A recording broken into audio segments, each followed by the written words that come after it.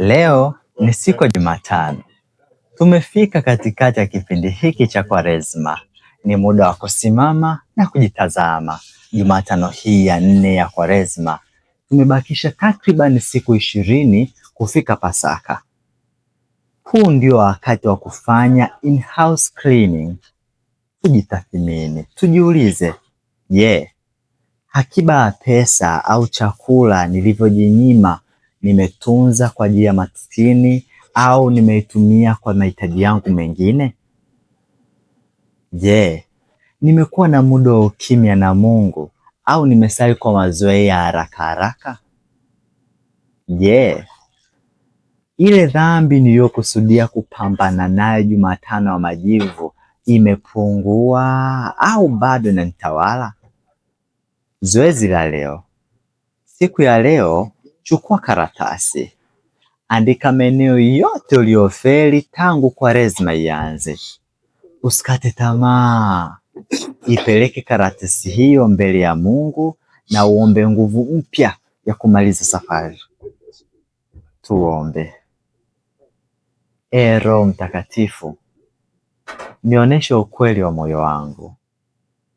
Pale nilipolegea, nifufue. Pale nilipofaulu, nizuie nisijivune. Uniongoze kumaliza safari hii kwa ushindi. Tunaomba hayo kwa njia ya Kristo Bwana wetu. Amina. Mpendwa, ungependa kupata tafakari hizi na mafundisho mengine mengi juu ya kipindi hiki chote cha Kwaresma?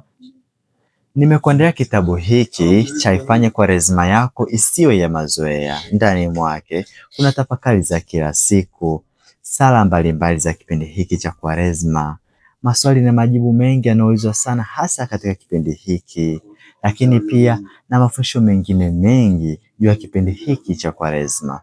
Nacho kipo katika namna mbili: namna soft copy ambayo unaipata kwa mchango wa shilingi 5,000 na namna ya hard copy ambayo unaipata kwa mchango wa shilingi 10,000 pamoja na nauli ya kukufikia.